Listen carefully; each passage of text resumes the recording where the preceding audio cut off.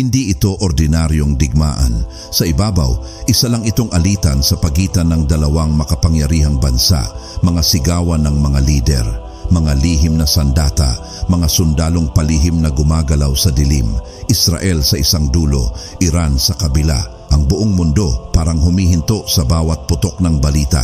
Pero kung iisipin mong mabuti, bakit tila pa ulit-ulit? Bakit sa dami ng digmaan sa mundo, ang mata ng kasaysayan ay laging bumabalik sa lupaing ito? Hindi lang ito tungkol sa politika, hindi lang ito tungkol sa langis o armas o kapangyarihan. May mas malalim pang dahilan, isang dahilan na isinulat hindi sa papel, kundi sa mga pahina ng kasaysayan ng Diyos. Ayon sa Biblia, matagal nang ipinropesiya ang ganitong banggaan. At kung paanong nagsimula ang lahat, ganon din tiyak ang katapusan. Ganito matatapos ang lahat ayon sa mga propesiya ng Diyos. Mula sa mga pahayagan hanggang sa mga breaking news na binabantayan ng buong mundo, isang pangalang paulit-ulit na sumisigaw, Israel at Iran. Sa bawat hakbang ng Iran patungo sa pagbuo ng sarili nitong sandatang nuklear, lalong lumalalim ang takot ng mga bansa. Isang programang halos itinatanggi, ngunit hindi maitago. Habang ang Israel naninindigan, handa itong kumilos bago pa mahuli ang lahat. At sa pagitan ng mga banta at babala, naroroon ang mga base militar, mga eroplano at drone na nagbabantay sa ere, mga barkong pandigma sa dagat. Ang buong rehiyon ng Middle East, tila isang baril na may nakasinding mitsa. Ang mga pinuno ng mundo, abala sa pulong. Ang Amerika tahimik ngunit nakamasid. Ang Russia at China may sariling laro. At ang mga bansang nasa paligid, Saudi Arabia, Syria, Turkey, naghihintay lang ng tamang sandali. Parang sabay ang pagsayaw sa gitna ng bagyo. Lahat may galaw, lahat may layunin. Ngunit sino ang unang gagalaw? Sino ang unang papalag? Sa dami ng balita, sa ingay ng mga komentaryo, may isang bagay na hindi sinasabi. Isang kwento na mas luma pa sa mga bansang ito. Isang kwento na hindi galing sa mga diplomatiko o iskolar. Ngunit sa likod ng mga headline, may isang sinaunang kwento.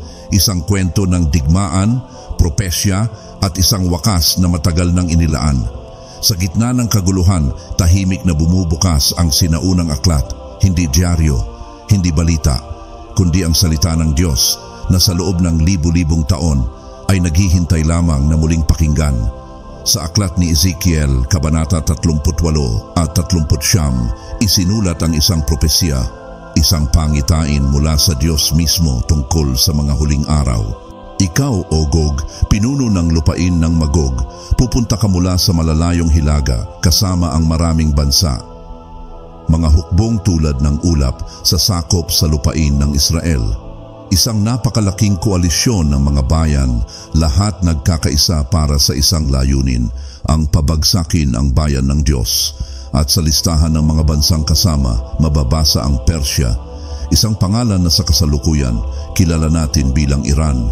Kasama nila ang Meshech, Tubal, Gomer, Togarmah, mga rehiyong sumasaklaw sa modernong Turkey, Russia at mga bansang Asyano. Lahat nagtitipon, lahat naghahanda, hindi para sa diplomatikong usapan kundi para sa digmaan. Ang lupaing kanilang sasalakayin, ang Israel, isang maliit na bansa sa mapa, ngunit gitna ng plano ng Diyos. At tila bang nagkatotoo na dahil ngayon, ang mga pangalan sa propesiya unti-unti nang nabubuhay sa kasalukuyang panahon. Isang koalisyon ng mga bansa susugod laban sa Israel. Parang walang makakapigil, parang wala ng pag-asa. Ngunit, hindi ito magtatagal sapagkat ang Diyos mismo ang kikilos. At kapag siya na ang kumilos, walang hukbo, walang sandata at walang bansa ang makatatayo. Isa-isang bumabangon ang mga palatandaan. Mula sa mga balitang naglalakbay sa buong mundo, putukan sa Gaza, raket sa Golan Heights, barilan sa West Bank, mga imaheng puno ng abo, takot at pagkasira, mga pamilyang nawalan ng tahanan, mga batang isinilang sa gitna ng sigawan ng digmaan. Pero hindi lang iyon. Sa ibang bahagi ng mundo, ang kalikasan ay tila nagwawala. Lindol na gumigising sa lupa, sa Turkey, Iran at maging sa paligid ng Israel. mga alon ng gutom sa Africa, sa Asia, sa gitna ng modernong teknolohiya, may mga plato pa ring walang laman at ang tensyon sa Jerusalem, ang lungsod na pinag-aagawan ng 3 dakilang relihiyon sa mundo, patuloy na kumukulo. Bawat bato, bawat pader ng syudad na iyon, tila sumisigaw ng kasaysayan at ng babala. Mula sa mga tagamasid ng propesya hanggang sa mga ordinaryong tao, iisa ang bulong. Ngayon na ito na ang panahon ng wakas. Kasi kung pagbabatayan ang sinasabi ng Biblia, ang mga ito raw ang mga palatandaan ng tinatawag na end times. Magkakaroon ng digmaan sa malalapit at malalayong bansa, magkakaroon ng lindol sa iba't ibang dako, magkakaroon ng tagutom, peste at pagkakabahagi ng mga tao, at ang mata ng mundo laging babalik sa Israel. Ang tanong ngayon, kapag pinagsama-sama ang lahat ng ito, gera, lindol, tagutom at tensyon sa Jerusalem, tumutugma ba ito sa sinasabing end times? Marami ang nagsasabing ngayon na ito na ang propesya ay hindi na lang babala, kundi realidad na.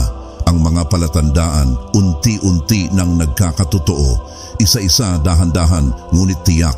Ngunit ang tunay na tanong ay ito, ano ba talaga ang sinasabi ng Biblia sa dulo ng lahat? At sa dulo ng lahat ng propesya, sa lahat ng digmaan, pagkawasak at pangamba, dumating tayo sa pinakamatinding tagpo.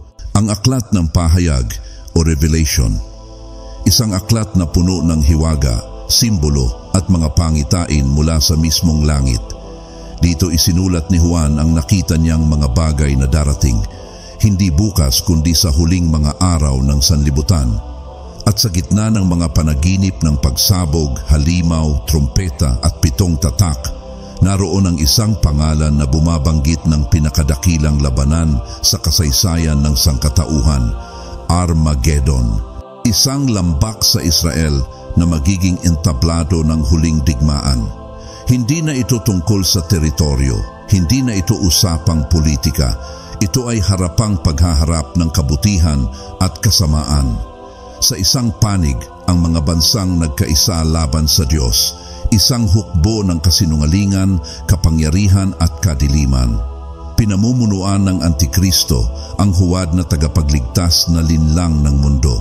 Sa kabilang panig, isang hukbo rin. Ngunit hindi binubuo ng mga sundalo na may armas, kundi ng mga banal, pinili at tinubos. At sa gitna ng lahat, darating siya, hindi na bilang isang sanggol sa sabsaban, hindi na tahimik na tagapagturo, kundi bilang hari ng mga hari, Panginoon ng mga Panginoon. Sa ibabaw ng puting kabayo, may tabak sa kanyang bibig at apoy sa kanyang mga mata.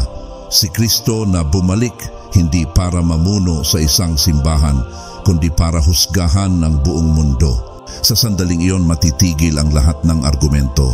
Wala ng UN, wala ng mga alyansa, wala ng mga ultimatum.